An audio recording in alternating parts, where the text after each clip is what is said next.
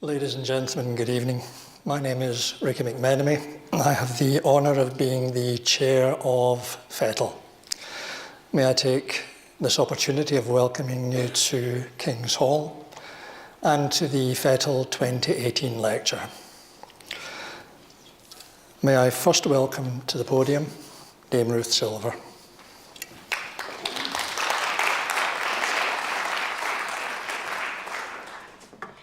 A warm welcome from me as well, colleagues. It's very good to see you here. And this is probably a good point to say this is a very mixed audience. I think they say that in northern clubs, don't they? It's mixed because, of course, the topic of whistleblowing goes across many sectors and many interests. And indeed, we first heard it in quite another world. But the Further Education Trust for Leadership, its main preoccupation is how do we strengthen and support the sector that we represent and love enormously. But it's wonderful to know that people are here from worlds who are preoccupied too about the morality of institutions, and everybody's very welcome. I'm looking forward to a kind of nice mixed debate. So my task is really very simple. It's to give some context about the Further Education Trust for Leadership, to talk a wee bit about the skills for folk who don't know us, and to introduce our speaker this evening.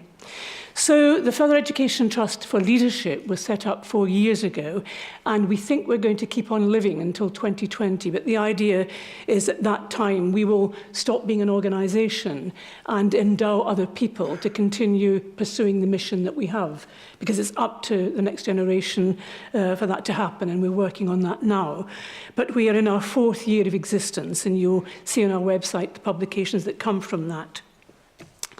We're an independent think tank, and that means we're free from government, actually free from absolutely everybody, and free to serve the sector with its real concerns about the future, rather than its training and compliance, which is what a lot of people offer.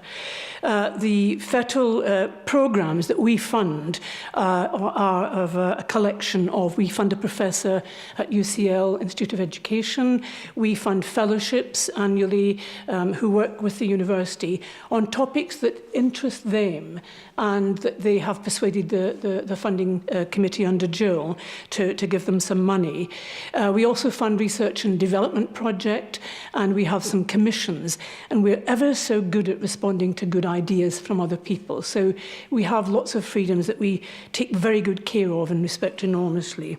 The projects and work is funded by, stewarded by the trustees themselves, and our job is to kind of look up for the good work and to spread the news, communicate outwardly the kind of things that we're learning.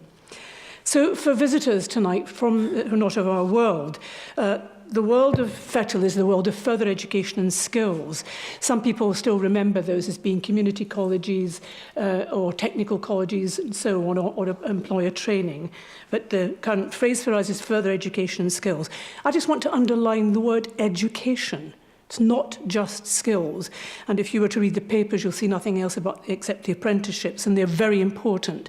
But actually, we like the kind of duality of education as well.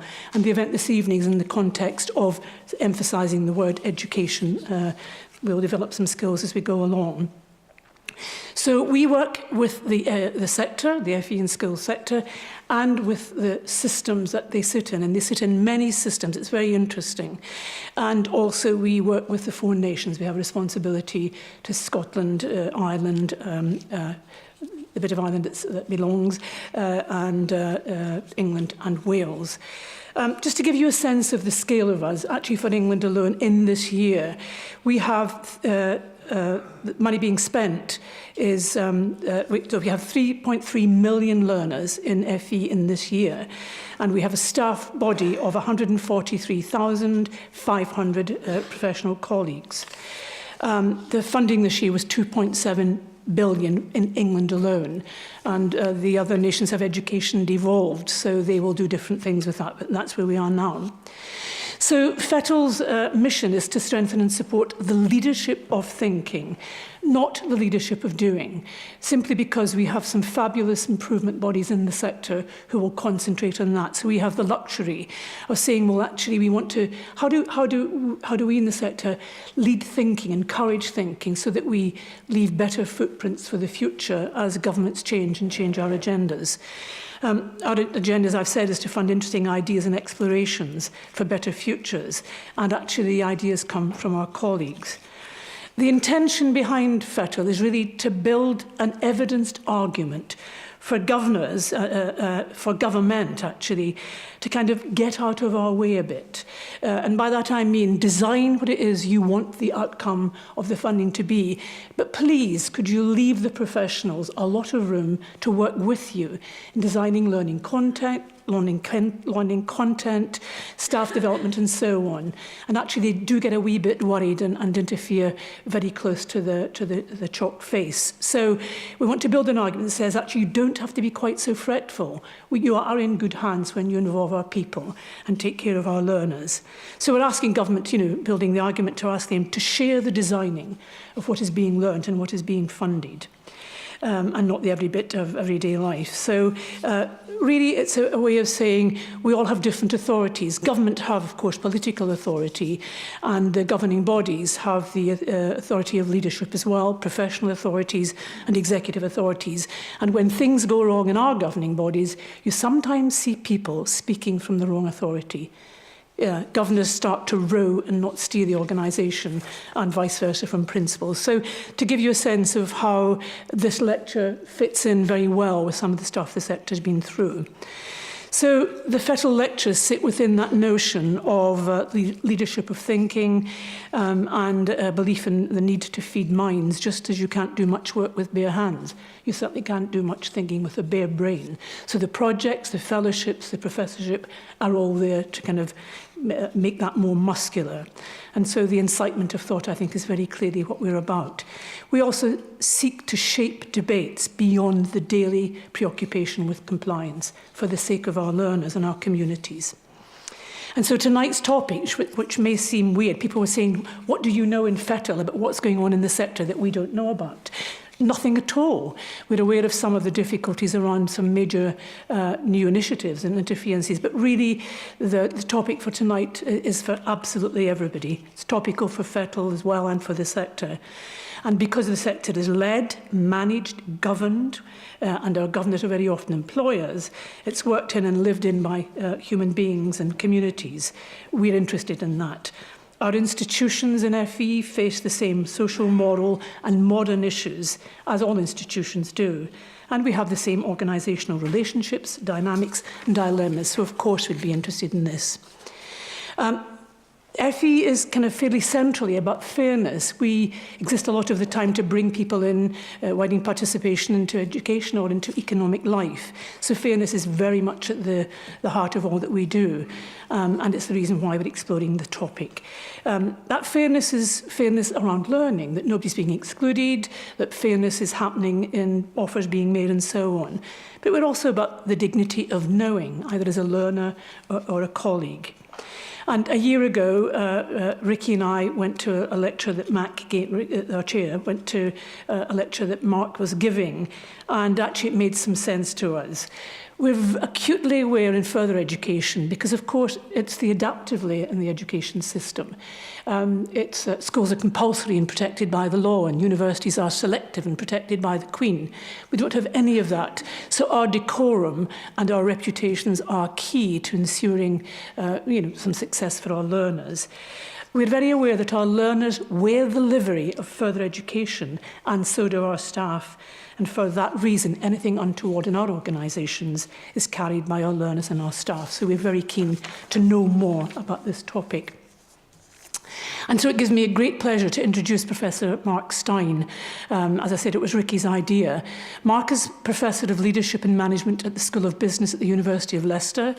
Prior to joining Leicester, Mark was a senior lecturer at Imperial College London.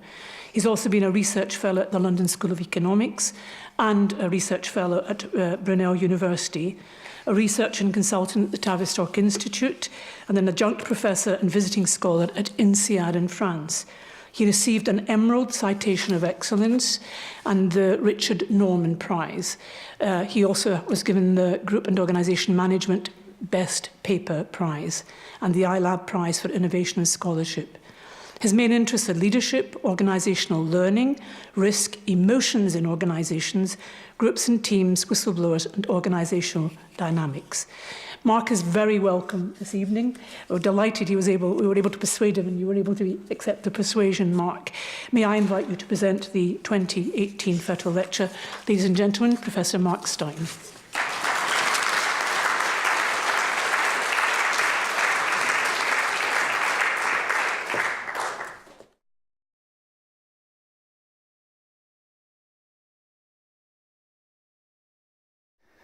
Okay, thank you very much indeed, Ruth, and thank you all for being here. It's a great pleasure to be able to speak about a subject that I find of interest, and I hope you will find too. I thought before I begin my main talk and I outline the talk and get into the main body of the discussion, it would be quite useful just to say a few words about how I got interested in the topic of whistleblowers. Because in fact, some years ago, I really had no particular knowledge of whistleblowers, no special interest in them. They weren't kind of on my horizon, you could say. We're talking about 15, 20 years ago, I was doing a rather different kind of work. I was looking, broadly speaking, at the management of risk in organizations of various kinds. So I was particularly interested in, for example, financial risk, financial institutions. I wrote papers on the collapse of Barings Bank, on Enron, on the credit crisis, Lehman Brothers, long-term capital management. But I was also very interested in other kinds of risk, such as industrial crises and industrial disasters, such as Bhopal, transport accidents, such as Zeebrugge. And what came up in the data really consistently, and as I say, I wasn't looking for it, was that in every case I looked at, there were whistleblowers.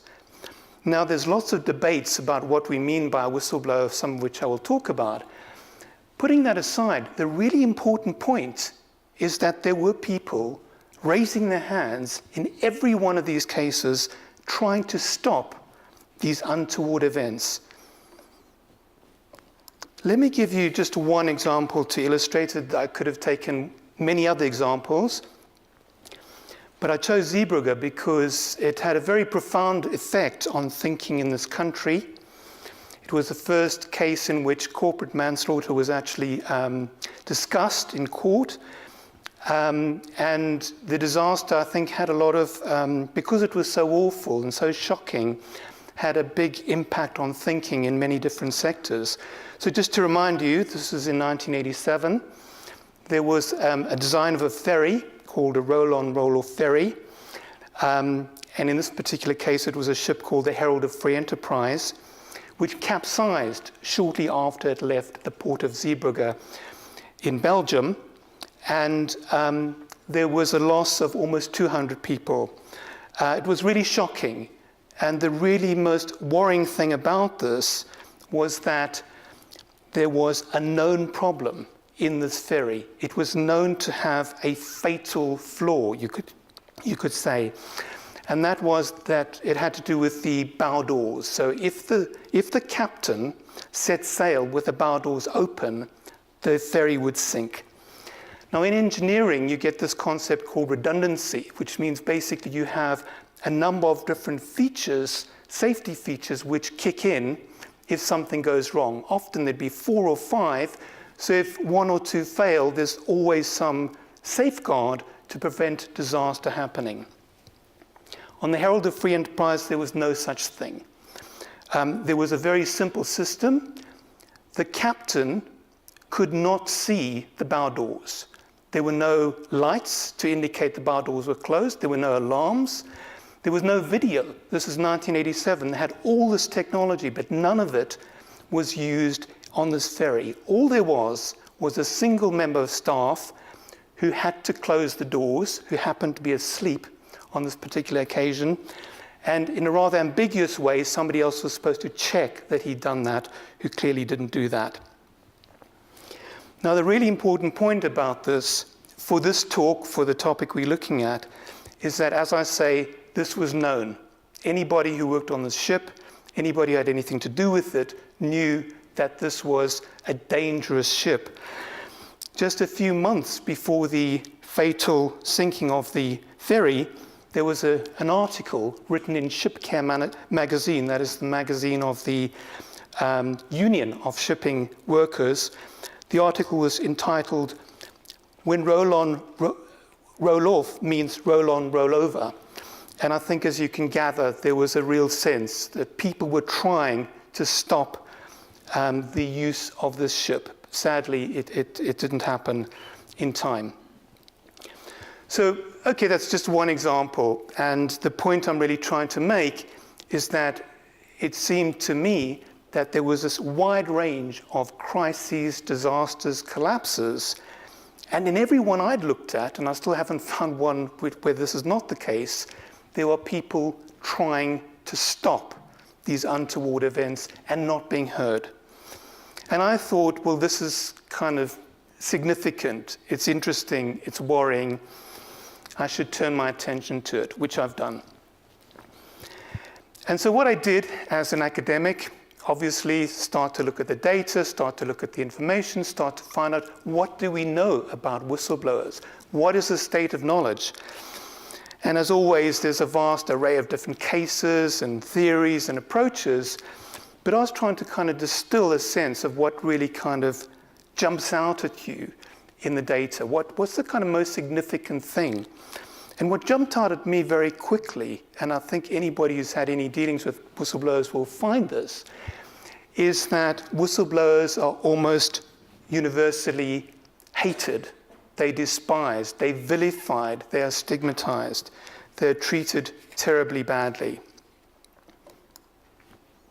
As you can see in the image, the knives are out for the whistleblower. They're treated very, very badly. And so here I had this kind of issue that on the one hand, you have these people trying to stop these untoward events, these catastrophic events. At the very same time, these same people are being treated terribly badly.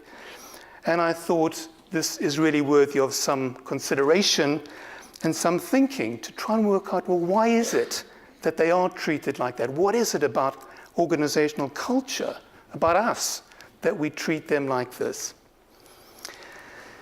Okay, with that background, let me tell you how I'm going to run this talk, a bit of a roadmap, you could say. I'm going to begin with some definitions of terms and the scope. I think it's worth knowing a bit about what we mean by whistleblowers and what is worth focusing on, or what I'm going to focus on.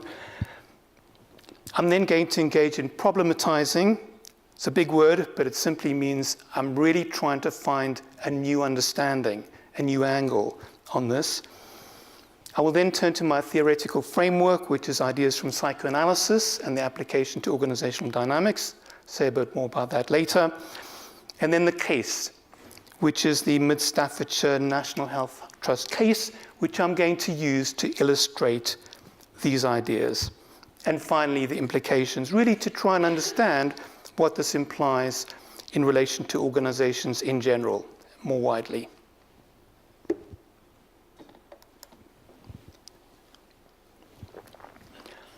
Okay, so let's begin with some of the terms. Once again, there's so many different angles, debates, theories. I'll just give you a flavor of some of the sort of main themes. The debates are around who qualifies as a whistleblower. Do you need to blow the whistle to an outside authority to qualify as a whistleblower? Do you need to be a member of staff of an organization to be a whistleblower? Do you need to believe that what you are arguing for will be heard to be a whistleblower? All those kinds of debates. So I don't want to get too bogged down in that detail. I want to just simply come to a definition which is broad. It's broad enough to take all of those kinds of characters in. And that definition, which I've taken from Vinton, is the following: that whistleblowing is informing on illegal and unethical practices in the workplace. A fairly simple, inclusive definition about informing wherever, to whomever. Secondly, whistleblowing is an act of loyalty, a commitment to doing right. That's a quote from an author called Ash. And I think that's an important element because I think that whistleblowing is an ethical act. The whistleblower believes that this is something important, it's a moral issue, an ethical issue, and that is why they act, that's why they speak up. And finally, I think whistleblowing really should be, for me anyway, confined to issues of significance. So what I mean by that is that if, say, for example, somebody puts their hand up at a work meeting or in a work situation and says, well, I'm going to blow the whistle on my boss because he's making telephone calls on his work phone to his family, I would say, well, I'm not sure that's really whistleblowing. I think we should really pay attention to the important issues. And of course, there are lots of people who like complaining. There are lots of things you can complain about. There are lots of things that go on in organizations. Let's confine ourselves to the really big issues where there's something serious and untoward that's going on. And that's really what I mean by whistleblowing. The second term, as I mentioned, is stigmatization. So the whistleblower gets stigmatized. And I just want to say a little bit more about that. Because, first of all, within the kind of range of debates, pretty much everyone owes a debt to somebody called Erving Goffman. Some of you will know of him, the American sociologist, who really defined the field of stigmatization in many ways. According to Goffman, to stigmatize somebody is to create an identity that is tainted and discounted, or a spoiled identity. In other words, if you stigmatize somebody, you're handing them a kind of damaged identity. So what does that mean in terms of whistleblowers? And in fact, I'm writing another paper, which I won't talk about tonight, but it's all about the different ways in which whistleblowers are stigmatized. So I'll just give you a quick kind of tour of that sort of set of ideas very briefly. Whistleblowers get stigmatized in lots of different ways. Firstly, through words, the spoken word, the written word, documents. They get nicknamed, and so on and so forth. They get stigmatized by adverse job changes. They get suddenly told they've got a different role. They don't know why, but it's very clear the new role is not what they thought they were going to do. They get stigmatized by being shunned. They're told they're not allowed to attend certain meetings. They get informally and formally shunned. People won't talk to them. There's character assassination. There have been cases of whistleblowers where people have developed all kinds of fabricated stories which are based on entirely on fiction in order to try and tarnish their reputation. Then there is the mentally ill label. Sometimes they are spoken about as being disturbed. Sometimes they're referred to psychiatrists. And there have been some very notorious cases, no least Daniel Ellsberg, the whistleblower in relation to the Pentagon Papers, who incurred the wrath of President Nixon and Henry Kissinger, who arranged a break into the psychiatrist's office of Ellsberg because they wanted evidence to show that this whistleblower was disturbed. So that's another way to tarnish the reputation of the whistleblower. Then there's damage to property. So the whistleblower gets stigmatized by having their property damaged. And it's quite scary sometimes. Their car tires get slashed. Their letters get cut open and torn to shreds. And finally, there's threats to life. Whistleblowers are sometimes implicitly or explicitly threatened. And there have indeed been cases where whistleblowers have been murdered. So those are the kinds of ways. That's rare, of course, but the threat to life is not rare. So lots of different ways in which whistleblowers are stigmatized. Now, in my talk, I'm going to focus on one particular area. Of course, there are lots of different things you could think about in relation to whistleblowers. You could think about the ethics. You could think about the political aspects. You could think about the motivation of the whistleblower. You can think about the social policy aspects. So my focus won't be on those. It'll be on the relatedness between the whistleblower and the organization, the dynamics of the relation between those two parties and their experiences, because that's, to me, where the problem lies. That's, to me, where the most interesting issue is. Okay, problematizing. So once again, problematizing is very simply the idea of trying to get a new approach, trying to think about things differently. And I guess what I was really trying to do here was to think, is there something around the literature that I can call into question? And of course, what tends to happen is when you look at this literature, it's very varied. People are saying lots of different things. There are loads of different cases. There's a sort of morass of different issues and perspectives. And problematizing is really about trying to get a core underlying thread in that kind of diversity of literature. And it took some time to do that. Didn't happen quickly, but over time, I developed the view that the underlying thread, the one that I was going to call into question, is the following: that whistleblowers are stigmatized because they represent the other. In other words, the general view is, and this is pretty much ubiquitous, the general view is that the whistleblower is stigmatized because they represent somebody different from the organization, the opposition, the enemy. They stand up in opposition to the organization. And various authors talk about, this dichotomy in different ways, that the target of stigmatization versus the audience of perceivers. But it's always a them and us picture. And I'm trying to think about this and trying to think actually, my argument is actually that this isn't quite right. And I'm going to develop this in relation to a class of whistleblowers. I'm not pretending this is true for all, but in essence, I'm calling this assumption into question. Now, of course, there is a sense in which to say that the whistleblower is in opposition, is different, is separate, is self-evidently true. So I'm not saying it's not true. What I'm saying is that there is more here than meets the eye. It's more complicated than that.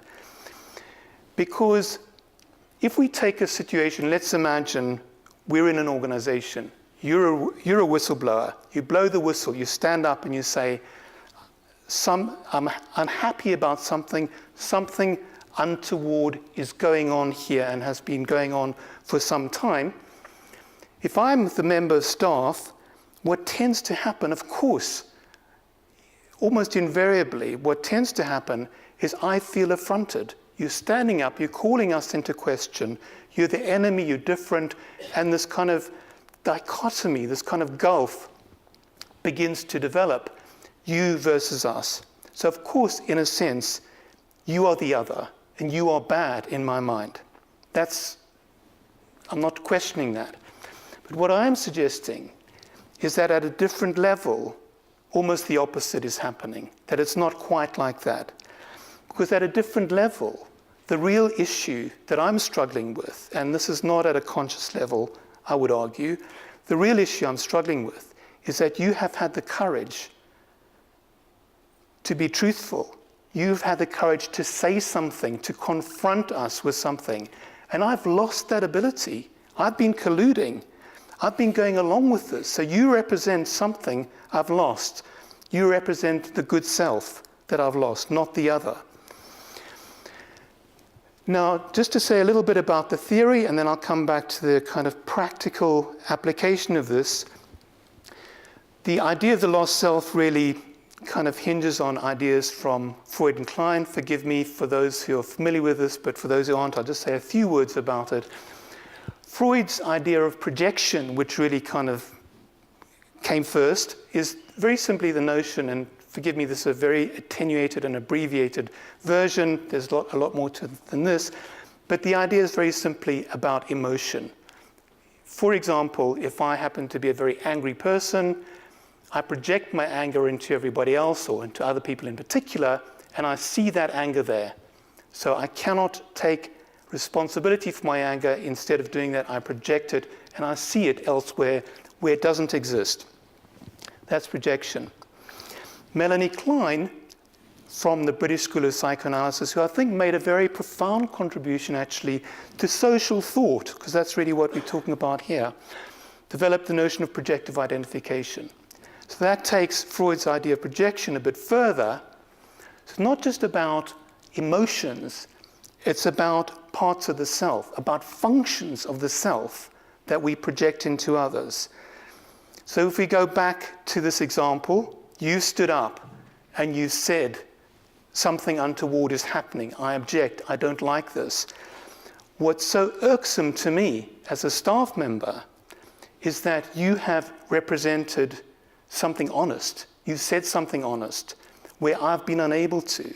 You represent that lost part of me. I've not been able to be honest, to have integrity, to tell the truth. You've been able to do it. And that's unpleasant for me because I've been colluding and I continue to collude. It's also the loss of the function of doing the work properly. If you stood up and you said, we cannot go on like this, you're paying attention to the task, to the work of the organization. And as I've not been able to do that, I find that irksome because you're representing something that I no longer have access to. I cannot do that anymore. So the real problem here is that the whistleblower signifies a sense of failure. The whistleblower speaks of our failure, my failure in the organization. And that's wounding, that's unpleasant, that's distressing. The whistleblower gives us a sense of the kind of catastrophe. Something's going on. Something really worrying is happening. And that too is very distressing.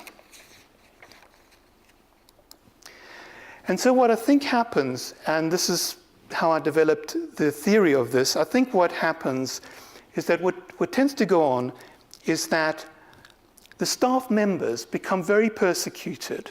They actually find it very distressing that this person has stood up and been able to enact something and say something that they've not been able to, something that they've lost.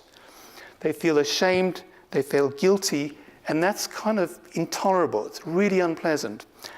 And the way they deal with it, and this is the pattern that I think I've seen, that I'm arguing tends to happen, is that the way they deal with it is they turn to hatred. They start blaming the whistleblower. It's kind of shoot the messenger kind of thing, because it's just too difficult to take on board what's going on. It's too wounding, it's too upsetting, it's too shameful. And the instinctive kind of cultural reaction is to kind of shoot the messenger, blame the whistleblower, stigmatize the whistleblower. And so you have all these terrible consequences, some of which I've already mentioned, with whistleblowers being treated so terribly badly. Okay, that's the theory. Let's turn to the case.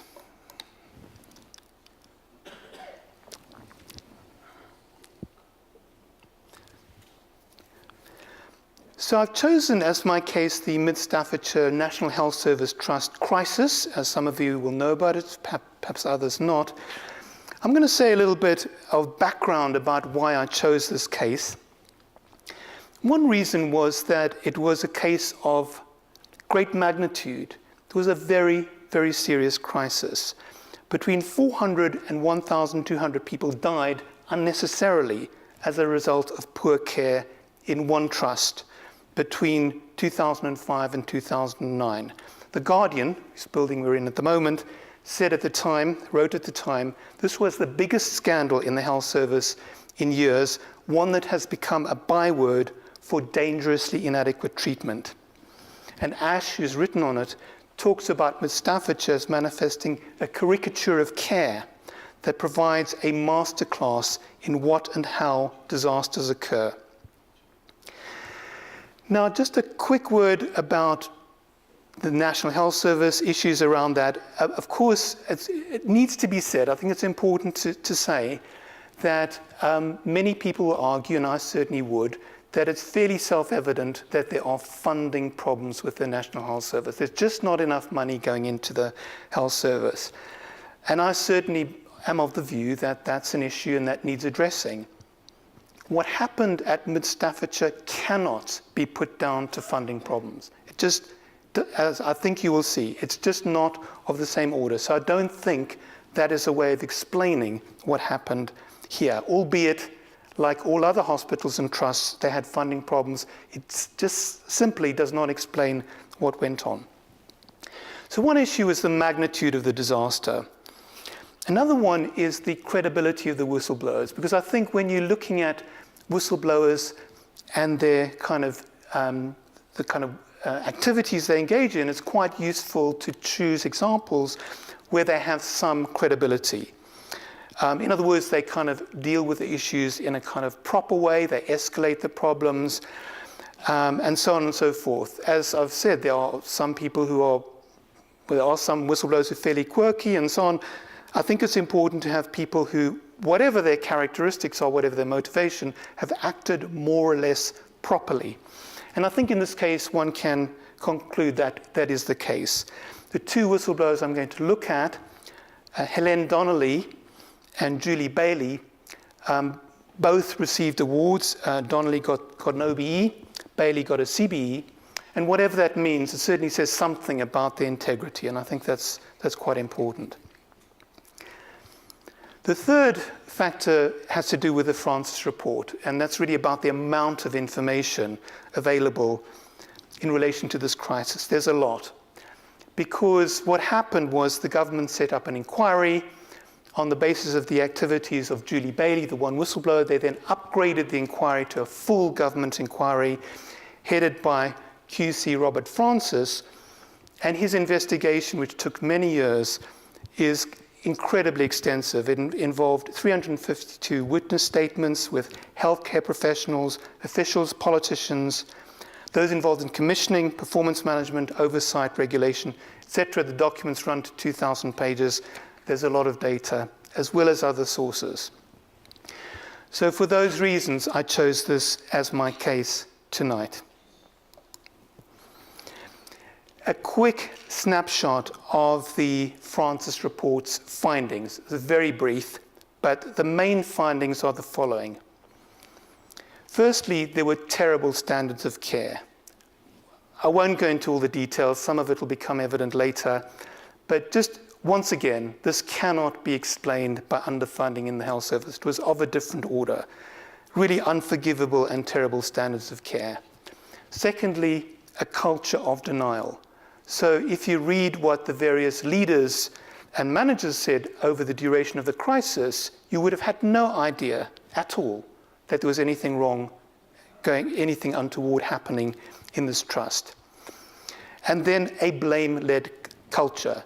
In other words, this is to say that, of course, when you talk about a culture of denial, you don't mean that nobody could recognize any problems. Of course, they knew there were problems, but when they saw a problem, they blamed somebody else, and this was handed around the organization. Okay, let's move to the first whistleblower, Helen Donnelly.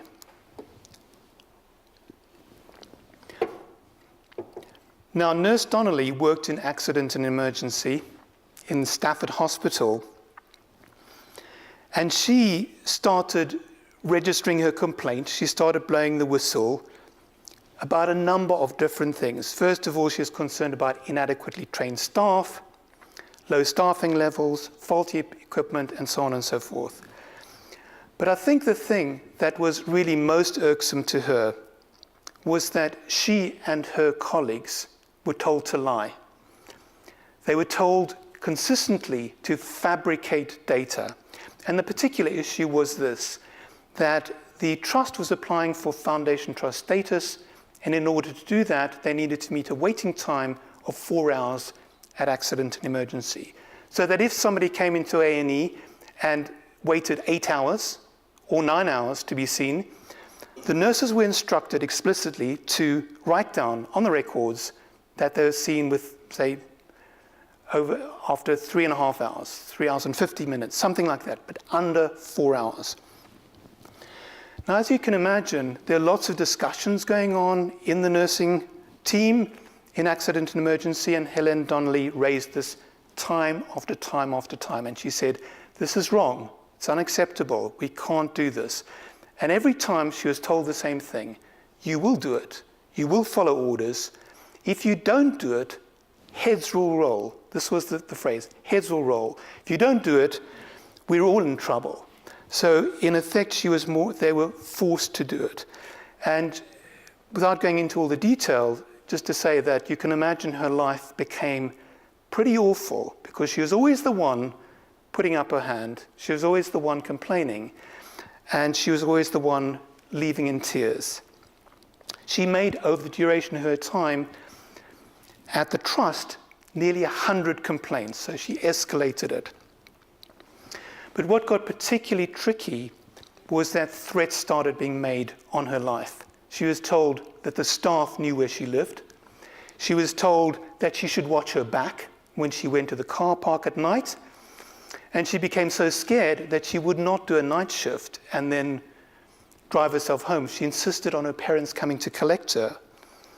On one occasion, a staff nurse followed her into the toilet, locked the door, and started more or less interrogating her, asking her whether she had a problem with her, and reprimanding her for whistleblowing. So she was being really pursued by staff in different ways.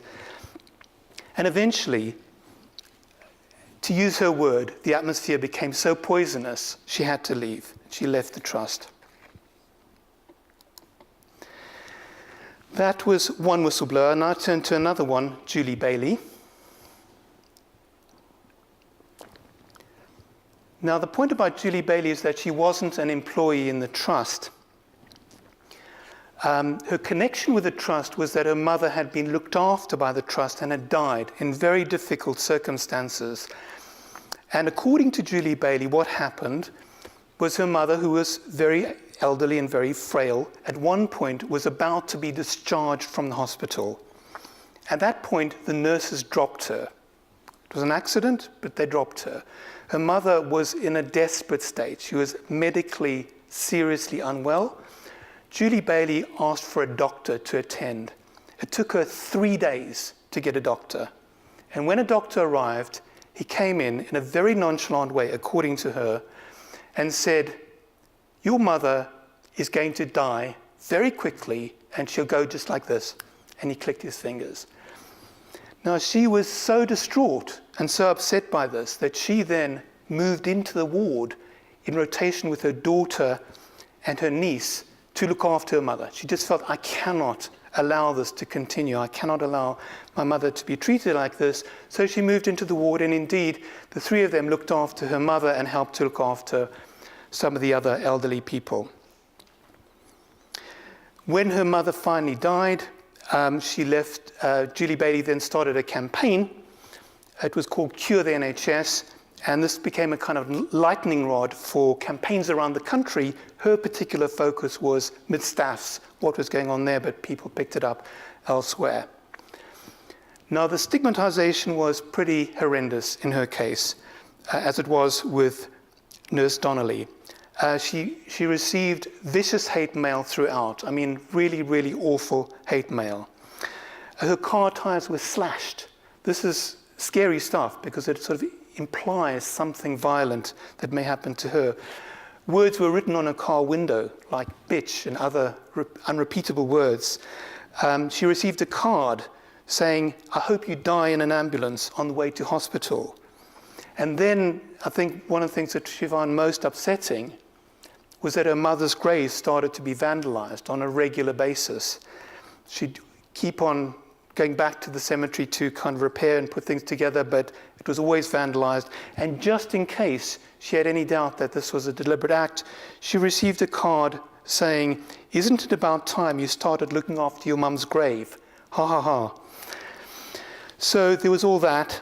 And then there was the issue around her life in Stafford. She lived in Stafford, the local town. As I say, she ran a cafe there and maintained this campaign going from her cafe. But she actually found it almost impossible to leave her front door without being accosted or insulted or having all kinds of insults and abuse hurled at her. She'd be in the supermarket, in the street, it didn't matter. There was always people shouting at her, screaming abuse. And eventually, she had to pack up. She was kind of run out of town. Okay, so those are the two whistleblowers. I'm now going to go back, if I can, to the theory, because I'm trying to kind of connect this with my argument. Now that we know something about these two whistleblowers, I want to try and go back to the theory to try and kind of bring this together. Because my argument is that in the case of these two whistleblowers, Helen Donnelly and Julie Bailey, of course there's some sense in which they were the other. They were different, and they stood up and they opposed the organization in some way. But my argument is that the really worrying thing for staff members was that they were speaking of something that the staff members themselves had lost. They were doing ethical things in a way that the staff members were unable to. So this is about the lost good self. It's about the loss of the function of knowing, of honesty and of integrity. If you think about Nurse Donnelly, here you are in accident and emergency. All the nurses have gone along with this lie. They've gone along with a lie. They've fabricated data, and somebody's standing up and they're saying, this is not on. We can't do this anymore. So what's really irksome is that she's representing honesty, integrity, decency, knowing the truth, and that was so problematic. And the other issue is the loss of the function of doing the work properly. And I think that's particularly vivid in the case of Julie Bailey.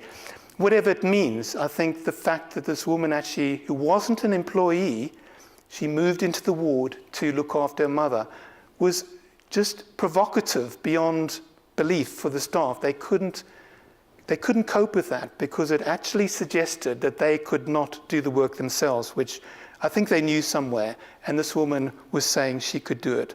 The difficulty then is the whistleblower signifies a sense of failure. The staff have no longer been able to do their work. There's a kind of catastrophe going on, and the whistleblower has given them a glimpse of this. They become persecuted, they become shameful and guilty, and then there is the turn to hatred, the stigmatization, the excluding, the punishing, the desire to throw the person out, to turn the problem onto the whistleblower.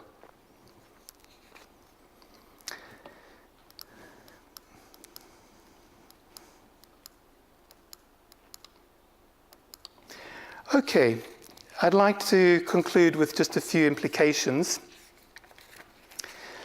because I think really what I wanted to say is that this is about whistleblowers, but it's not only about whistleblowers. I want to broaden this. I want to think about this issue of the other in organization, because it's not only whistleblowers who stand up, it's all kinds of people who incur the wrath of staff by being different, by speaking up, by voicing their opinion, by just being somewhat outside of the culture, by being the other. And my argument is that one of the real difficulties is that we tend to turn on them because actually they're representing something that we might not have been able to do, something that we've lost, something that's part of our work, our task, our approach to what we're doing that we no longer have access to, this person is giving voice to. And for that reason, we hate them, we turn on them, we stigmatize them, and we exclude them. So the danger really is around fracturing. And I think, certainly in my experience, it's all too common in organizations that organizations get into this kind of divided, split way because somebody stood up, somebody's different, somebody said something that people feel affronts the culture of the organization. And what I've tried to do tonight is to say something about how I understand that process and how it works. I hope I've done that. Thank you very much.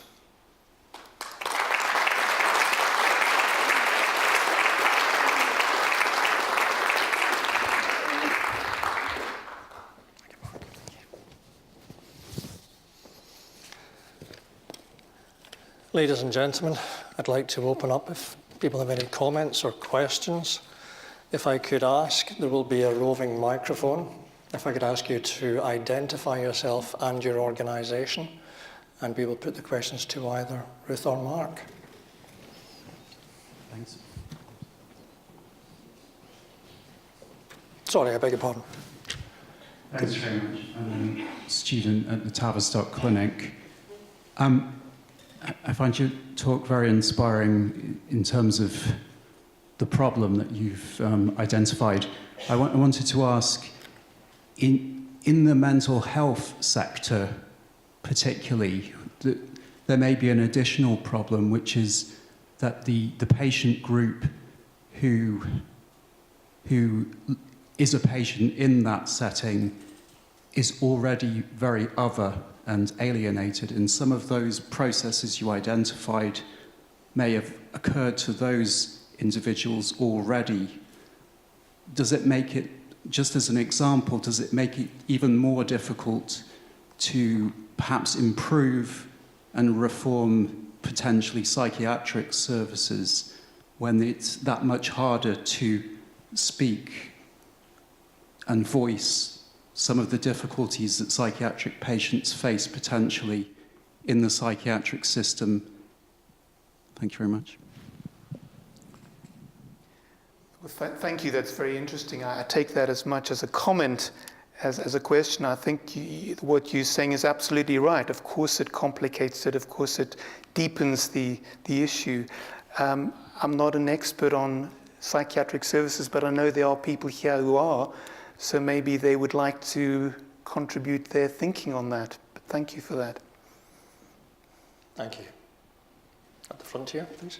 Hi, I'm Jill Westerman. I'm a FETL trustee and also principal of the Northern College in Barnsley. You talked about whistleblowers as people who would stand up and declare their opposition and their truth, often in the face of equal amounts of opposition. I just want to explore I think the nuances, because we've got a long tradition in this country of people standing up in opposition. If you take trade unionists, they're a classic example. They are speaking a truth. They're very, very principled. There is a lot of opposition to their view. But I'm not sure that that kind of speaking out would count as whistleblowing.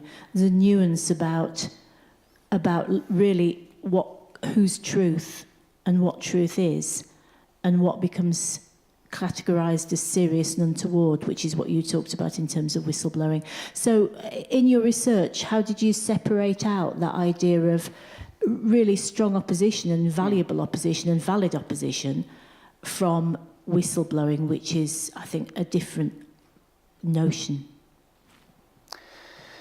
Thank you. That's very interesting. I think of course, there's all kinds of ways in which people speak out. You're absolutely right.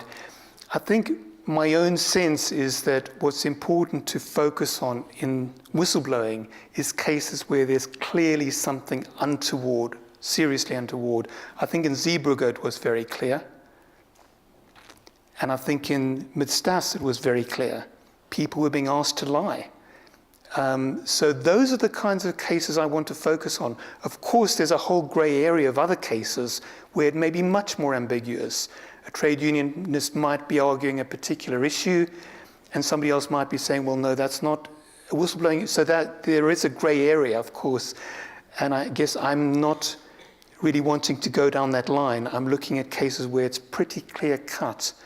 And I could cite many others where it's very clear-cut, something either illegal or dangerous or unethical, clearly unethical, unequivocally unethical, is going on. That's what I'm looking at. The gentleman just behind Jill, please. Okay, thank you. Sorry. Thank you. Jonathan Shaw, Policy Connect. You used hospitals, and we've just heard a gentleman talk about psychiatric hospitals. And of course, Goffman wrote Asylums as well, and so I thought that was an interesting point, where there is that sort of total institution, and the power and the powerless are very extreme. I just wondered, in terms of thinking about mitigation against, so that people are in a better position to whistleblow, or indeed authorities more concerned about acting properly and not illegally. Do you look at mitigation? Is social media, for example, and the electronic devices all of us hold in our hands and our pockets today, is that mitigating against abusive behaviour? I personally haven't looked at that, but I think there's enormous range of literature on these things. Well, just one, if you think about the Zeebrugge ferry and trade unionists who you commented that they were writing articles prior to the accident happening, one might imagine, you know, people taking a film now, or at least authorities being concerned about the prospect of that happening. So I just wonder, are we living in a society where things are less likely to happen or more likely to happen? That is a very big question. I'm not sure I know the answer. I think, frankly, these issues are endemic, so I'm not sure I can really answer that. Sorry, Ruth, would you like to come in? Yeah, I mean, what you put me in mind of, Jonathan, is the importance of, if I think at the college sector, the importance of a good board secretary. Because very often they pick up things going on around the college, or some emails and so on being sent. And it's very hard when you're the principal. It's lonely as a principal. It's also lonely as a chair. And that third leg to that, the third in the kind of leadership of the governing body, actually with evidence can say there's something disturbing in students are unhappy or whatever it would be. So paying attention to that kind of not quite public declarations, but something in the water that's saying there's something not right here. The students are too unhappy, and we have no. But can I draw it to your attention? And very often, I think people in the audience, there's somebody I know who's studied the role of clerks to boards. They're a very important kind of objective voice, and with evidence you can say, well, actually, there's 500 emails. But you can always be suspicious of them as well. But it needs more than just a chair of a board or the chief executive or the principal to pay attention to that rather different kind of information coming through. Thank you. So the gentleman. My name's Seb Schmoller. I'm chair of the governing body at the Sheffield College. And my question is really about whether you're describing a subset of whistleblowing situations in which the organisation being whistleblowed does nothing, and then people start to become stigmatised, and it goes completely to pieces. Whereas alongside that, there are many other circumstances where people bravely call out what's going on and it gets sorted out. And I'm a bit nervous that the focus of your talk gives us to believe that the dominant form in which whistleblowing happens is the mid-staff's context situation, that's an example, whereas really that's a kind of how things can really go wrong if you don't have proper processes in place. Just as a side point, in relation to the Herald of Free Enterprise, you said there was whistleblowing, but was there stigmatisation of the people who were calling Townsend Thorison out before the disaster? Or was there just evidence that people knew about the problem and nothing was done about it? No, it's a very interesting point you make, and a very interesting set of issues. I'm not sure I can comment much more on Zeebrugge, but what I would say is that, having looked at the literature and what we know about this, is that there are so many cases which are similar to the mid-staffs one. And as I say, in finance, in industrial disasters, in transport disasters, it's very much the same pattern. And if you read the literature on whistleblowers or you talk to them, what they will tell you is that their lives are made in absolute misery. It's kind of career suicide to blow the whistle in many organizations. People get stigmatized, they get vilified, and they are forced to leave, or else they get thrown out. So, of course, there are cases, you're absolutely right, there are cases where these things do get sorted out. People are heard, and these things are addressed. What worries me is that there's so many other cases, a bit like the mid-staffs one, in so many organizations, and I think those are the ones we need to be concerned about. Thank you. Could we do the gentleman here and then the gentleman, gentleman two back, please? Good evening. My name's Ian Foxley. I'm the whistleblower out of Saudi Arabia on corruption in defence contracts, currently under investigation. I'm also the founding chairman of Whistleblowers UK, the support organisation for whistleblowers. I've also just finished a master's looking at overcoming stigma, applying whistleblowers' experience to human rights defenders. You gave us a very interesting view of why you, society, hate us, the whistleblower. And it was insightful, believe me. Looking at it from the point of view of Goffman gave the view of society as a group of people who want to cooperate with one another, who form groups together, and describe the norms of that society, and therefore describe what is known as the normal, as he puts it. And those who don't conform to those norms are the abnormal. And what we have is what I call the whistleblower paradox, where those within the normal remember the norms and remind the normals of what they should be doing, and are decried as abnormal for so doing. And that's an utter paradox. And I think what we're looking at is the abnormals at the bottom end of the scale, and if I could be so bold as to say that the whistleblowers are at the other end of the scale.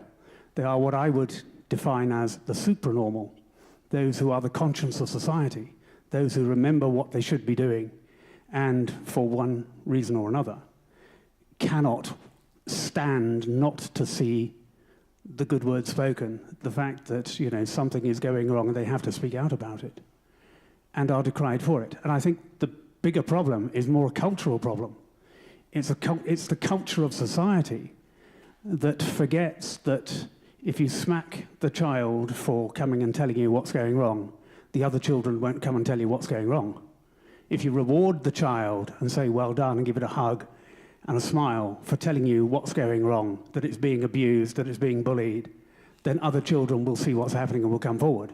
And we have a cultural problem in this country on how we view, how we talk about whistleblowers, and how we respect them, or even how we, I hate to say the word reward them, but we incentivize others by the way that we treat whistleblowers. And that's what we fundamentally have to turn around in this country at the moment. So thank you for your view on why we are hated, but I think the next step is, and what are we going to do about it? Thank you. Over to you.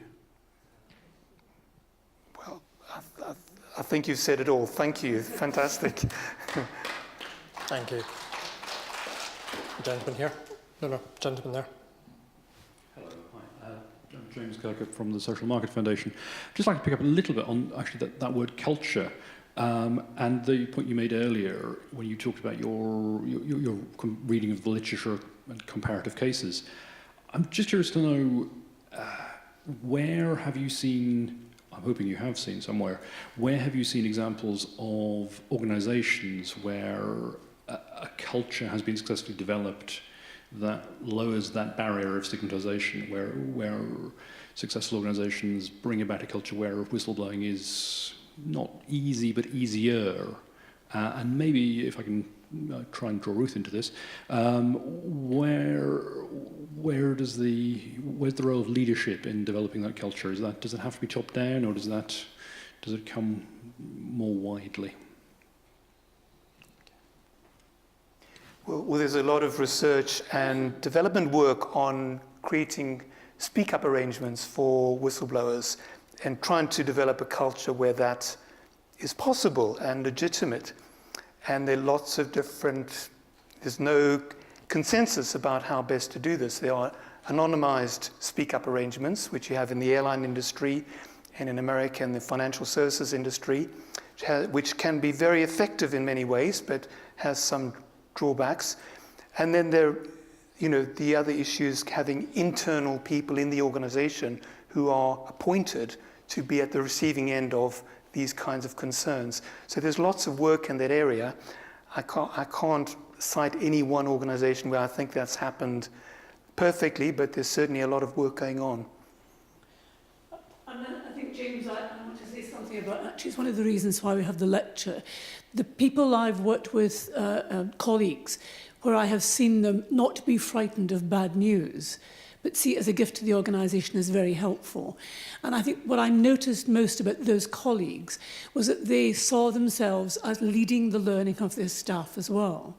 So it wasn't about, the pressure on many colleagues I know is to kind of make it right. The thing about our sector, being funded annually, having enormous compliance regimes, sometimes it's just easier to kind of pull together to make things safe. I really felt that when we heard about the hospital.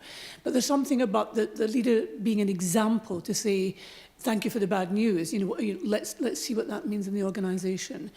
I think that my experience as a younger principal was more of it then, but there was less scrutiny and less goldfish bowl kind of living. And the price that's paid for that is enormously high. That's why FETL exists, is to say, actually, can we think of other ways of receiving good news and bad news and work together, work with other colleagues, giving other colleagues the chance to come in and explore issues in our own organisations. I have colleagues in the audience, and I know some of them actually behave like that, work like that. So the principal in colleges, the chief exec, who leads learning for the institution and in the organisation, I think, is one of the ways that I have most hope for. Thank you. Ladies and gentlemen, the lady at the back, the gentleman there, and then the lady here in green, please. Hi. My name is Bernie Rochford. I'm an ex-clinical commissioner. I'm saying ex because I was a whistleblower. And I was threatened, bullied, intimidated, lost my home, my finances, my health, the sort of story that you're telling there. Where I'm heading with this is whether you can talk a bit about willful blindness.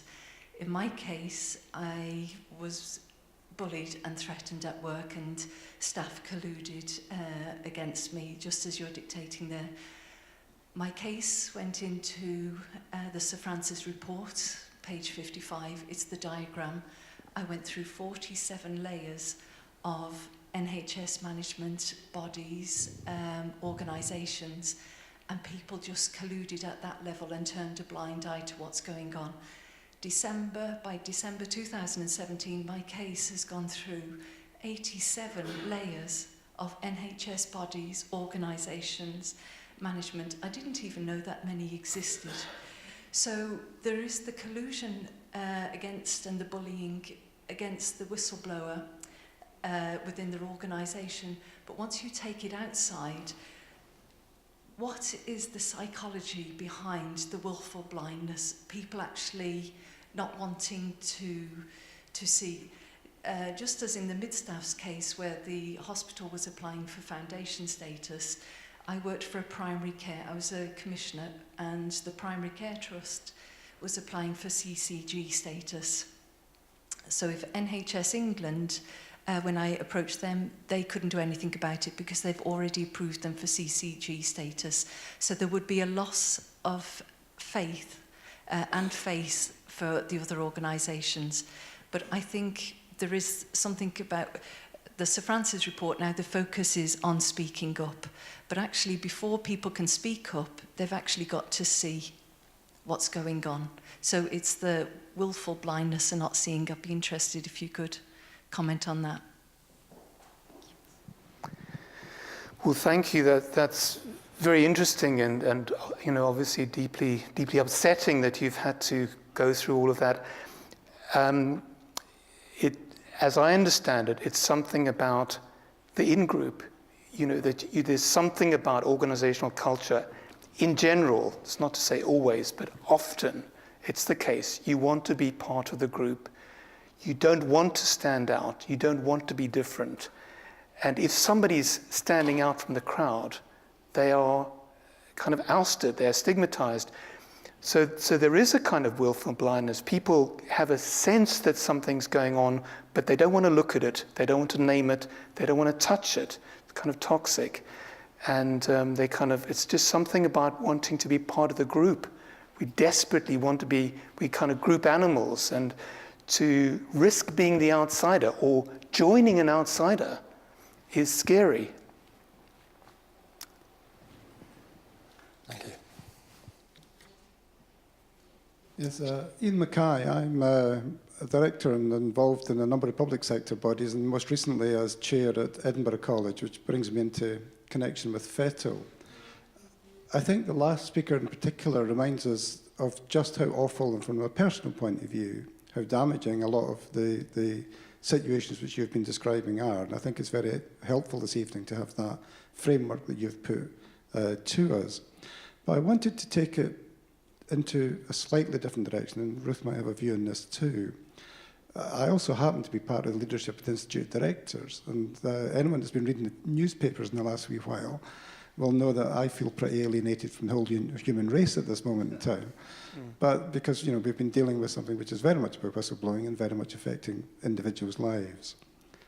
But by and large, when it comes into employment, whistleblowing has, of course, as an individual and social construct, has then been put into that whole framework of employment law and into systems and processes which are then supposed to deal with that.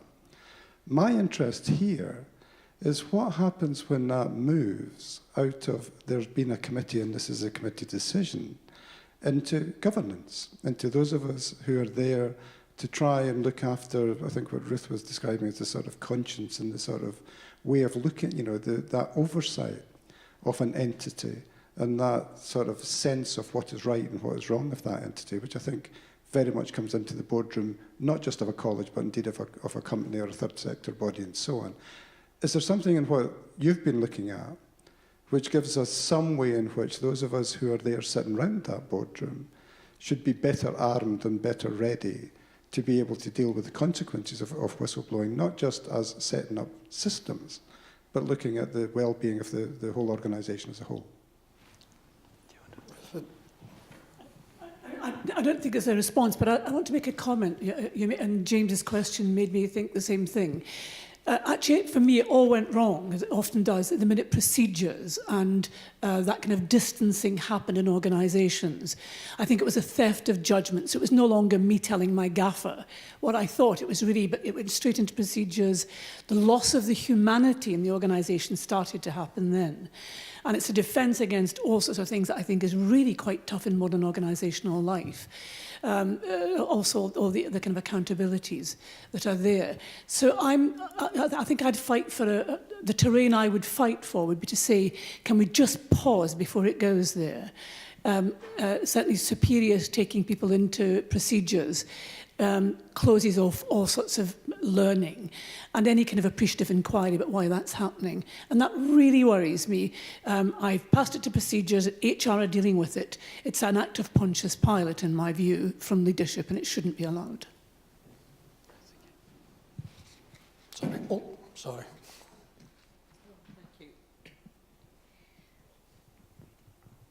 What several people have been talking about, including you, Ruth, in the last thing, has made me think about upside-down priorities.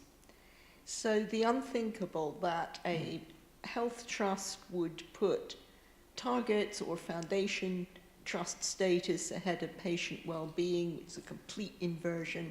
But in a way, it's almost easier to understand than the Zeebrugge story. So where, the hubris of the beautiful new ferry that couldn't be challenged, or where safety first would seem to be a fundamental value in any kind of transportation organization. So we could go through all this.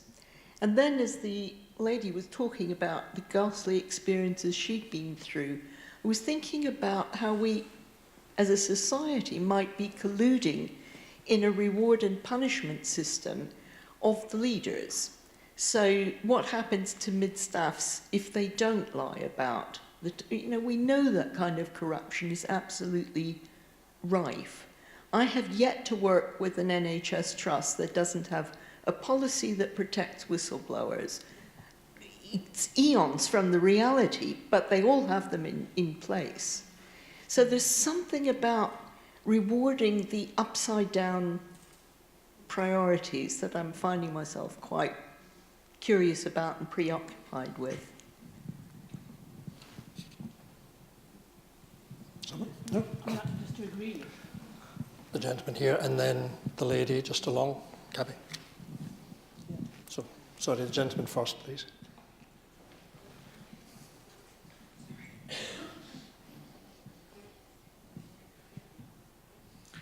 Thank you. Tom Lloyd. I'm the current chairman of Whistleblowers UK, having taken over from my friend over there.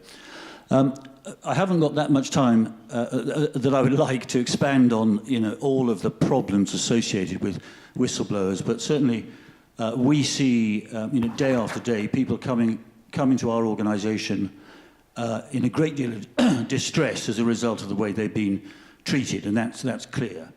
There's a lot of talk about culture and learning organisations, and these are all things that should be done. Whistleblowers should be listened to because they're pointing out something that's going wrong, and the organisation should learn from it. And Matthew Syed's written a book, actually, about that, which is very interesting.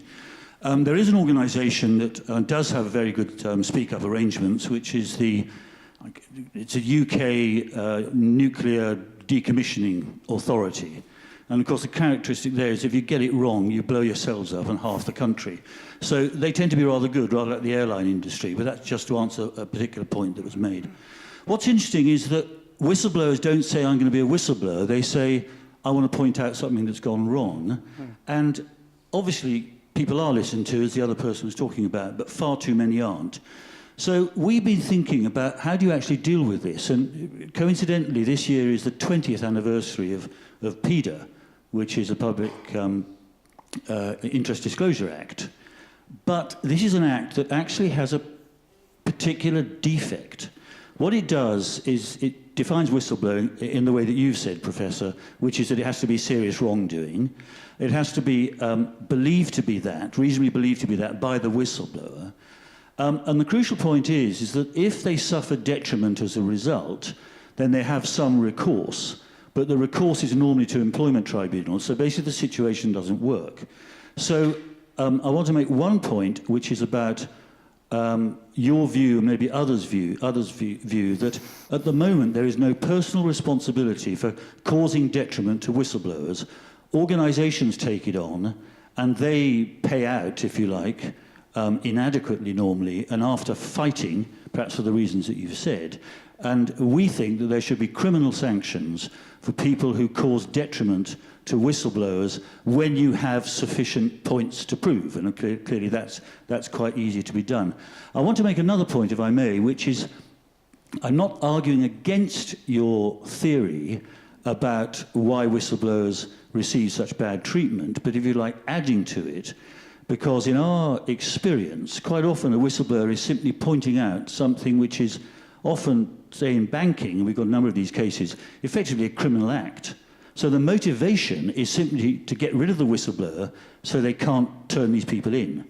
And that I think could be a very strong motivation, which maybe is sometimes a more proximate reason for the persecution of the whistleblower than your theory. I'm not arguing against your theory because I don't think I can with the knowledge I have, but I think there's in some ways maybe a simpler explanation that you just don't want this person ratting on the thing that you've done wrong. Thank you. Thank you. The lady just here. I've seen you.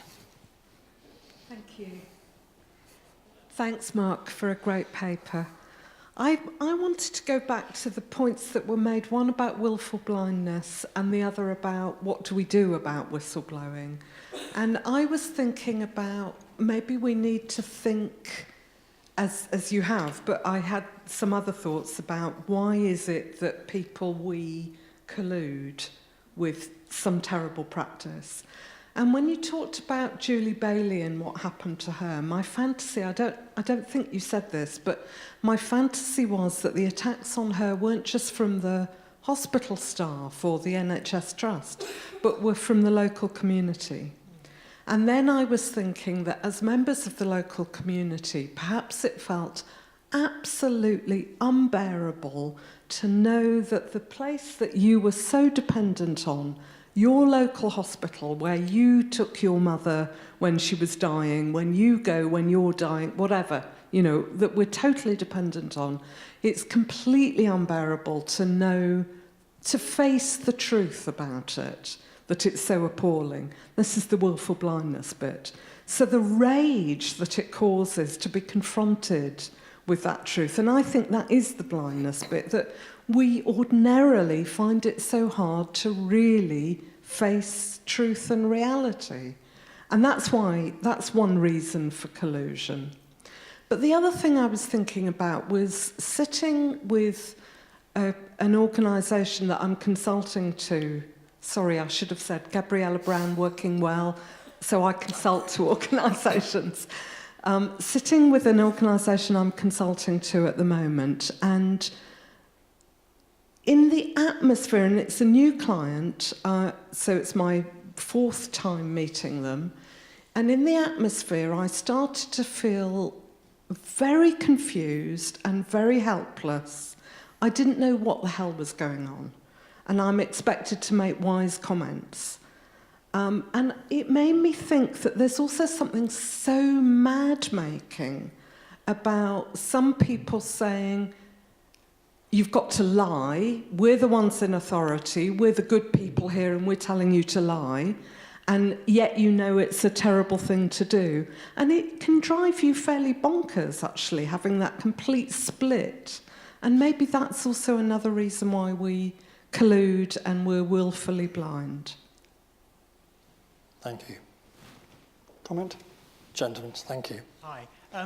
I was intrigued by your title, Whistleblowing, the Loss of the Good Self. If I'd been giving the lecture, I would have called it Whistleblowing, the Loss of the Good Object. Because from the point of view of the whistleblower, it's the good object that suddenly becomes bad and becomes the persecutor.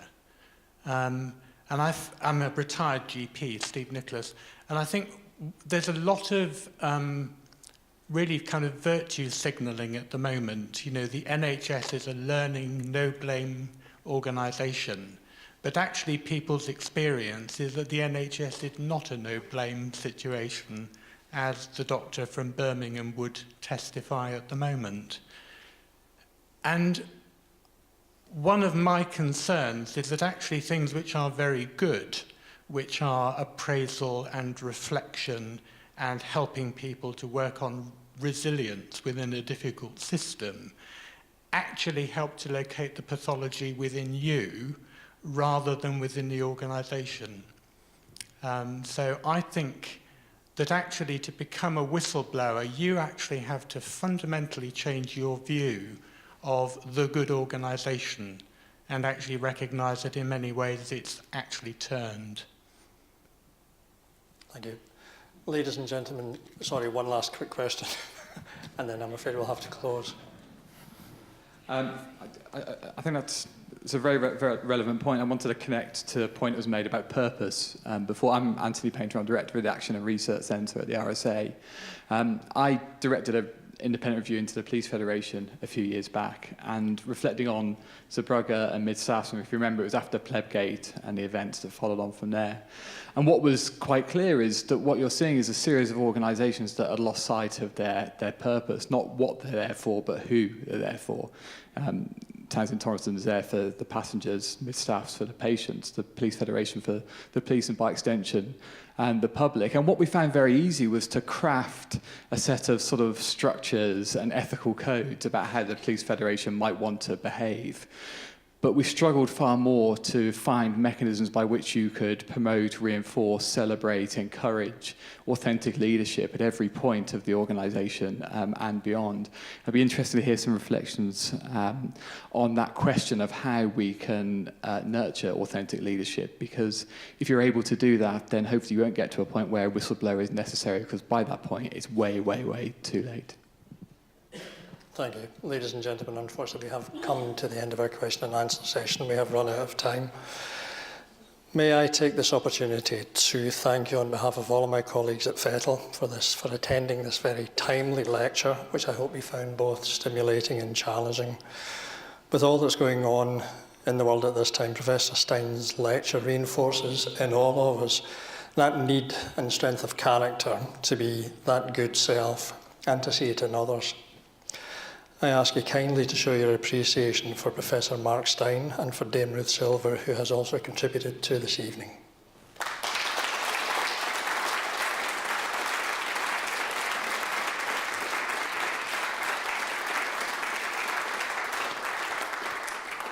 And I have the last word, or the second last word? No, I'm not finished yet. All right then.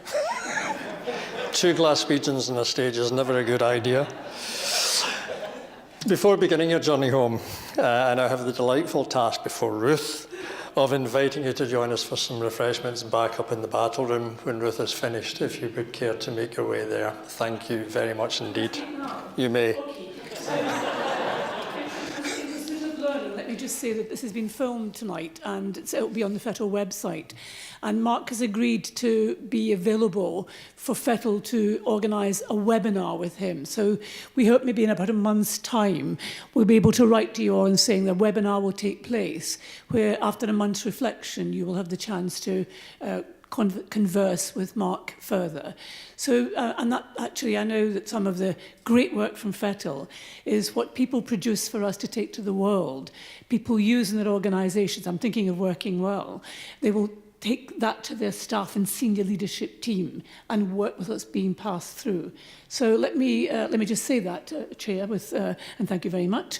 That actually watch out for the televised version, the televised film version of this, and the webinar, and please take part. There will be a publication as well of Mark's lecture. And your wee gift before you leave is we have for everybody the kind of concept paper that FETL works with as it tries to influence change systems and better footprints. So thank you, Chair. Thank you, everybody. Thank you. Please, will you join us for a drink?